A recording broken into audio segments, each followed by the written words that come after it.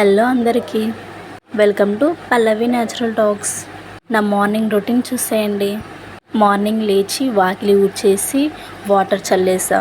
Morning అంటే ఇట్లా 5:30, 6 ఇట్లా లేస్తా. చల్లేసి ముగ్గు పెట్టేసి ఇక పాలు మా ఇంటికి కొంచెం దూరంలో తీసుకొని రావాలి. పాలు తెచ్చి స్టవ్ మీద పెట్టా. ఇదేమో శనగపప్పు.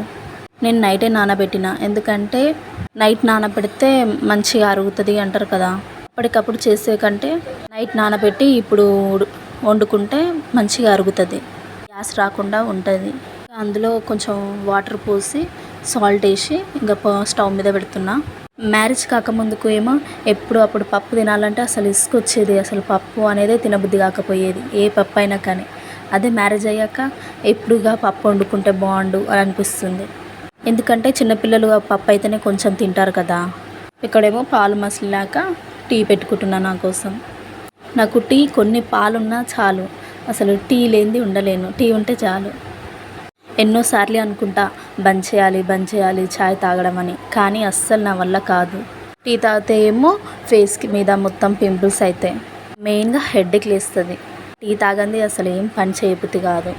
అందుకే కొంచెమైనా తాగుతా మార్నింగ్ లేవగానే. ఇక నేను టీ పోసుకొని పిల్లలకేమో బూస్ట్ కలిపేసి అందులో చక్కెర వేసి ఇంకా కలిపి వాళ్ళ ఇద్దరికి ఇచ్చేస్తా. అందులో కొన్ని బిస్కెట్స్ వేయాలి, వాళ్ళిద్దరికి వేసి ఇచ్చేస్తా, వాళ్ళే తాగుతారు చిన్నగా. ఇక ఈ పప్పు ఏమో అర్ధగంట సేపు పెట్టినా కానీ అస్సలు ఉడకలేదు. ఇంకా ఇప్పుడు ఉడికింది ఇంతసేపటికి. కుక్కర్లో పెడితే ఏమైంది, కుక్కర్ లేదా అంటారా? కుక్కర్ ఉంది. ఏమైంది అంటే ఒకరోజు హస్బెండ్ మటన్ తెచ్చిండు. అయితే కుక్కర్లో అయితే తొందరగా ఉడుకుతుందని కుక్కర్లో వేసి వండుతున్నాం. అయితే మా హస్బెండ్నే మూత పెట్టమని చెప్పిన. అయితే ఆ మూత ఎలా పెట్టిండో సరిగ్గా పెట్టలేదో ఏమో. అందులో మటన్ ఉడికాక ఎసరు పోసి కొంచెం కారం, ఉప్పు అవన్నీ వేసేసి వాటర్ పోసి ఇక మూత పెట్టేసి పొయ్యి మీద పెట్టినాం. కొద్దిసేపటికి అస్సలు విజిల్స్ రావట్లేవు. ఎందుకు రావట్లేవు అని చూద్దామని దగ్గరికి వెళ్ళిండు. ఇక కుక్కర్ వేలింది. ఏసారి దాము అని సౌండ్ వచ్చేసరికి అప్పుడు నేను మా పిల్లలం బయటనే ఉన్నాం. మా హస్బెండ్ ఒక్కడే లోపల ఉన్నాడు ఇంట్లో. వచ్చి చూసేసరికి మా హస్బెండ్ ఏమో బయటికి వచ్చి కింద పడ్డాడు. ప్రెజర్ వచ్చంట మా హస్బెండ్కి కళ్ళలో పడ్డదంట. మంట అన్నాడు చాలాసేపటి వరకు. ఇల్లు మొత్తం ఆగమాగం. ఒకరేమో విరిగిపోయింది మూత. ఇక వాటర్ తెచ్చి సబ్బు పెట్టి గోడలు మొత్తం ఆగమాగం. గోడలంతా రుద్ది కింద మొత్తం రుద్ది సర్పేసి చాలాసేపు కడిగే వరకు దేవుడి దయ వల్ల ఇంకా మా హస్బెండ్కి ఇంకేం కాలేదు. మా పిల్లలు ఉంటే ఇంకా చాలా మదమయ్యేది. అందుకే అప్పటికెళ్ళి ఇప్పటివరకు మళ్ళీ కుక్కర్ వాడట్లేము. ఇంకా ఒక పక్కేమో ఇప్పుడు కర్రీ చేస్తూ ఇంట్లో పని చేసుకుంటున్నా. ఇంకా పిల్లలు ఉన్న దగ్గర ఎలా ఉంటుందో చెప్పండి. ఎంత చేసినా అది ఆగమాగం చేస్తూనే ఉంటారు. ఇక్కడి వస్తువులు అక్కడ పడేస్తూ ఉంటారు. అవి సర్దాలి, ఊకాలి, మళ్ళీ కింద పడేస్తారు, మళ్ళీ సర్దాలి, మళ్ళీ ఊకాలి.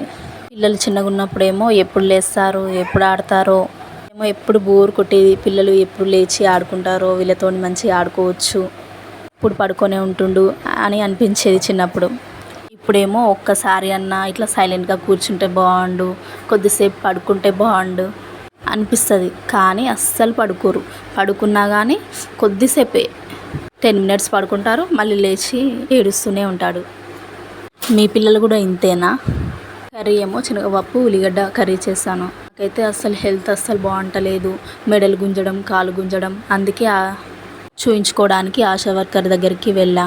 బీపీ చెక్ చేస్తుంది. ఇక బీపీ నార్మలే ఉంది. కాల్షియం గోళీలు ఇచ్చారు.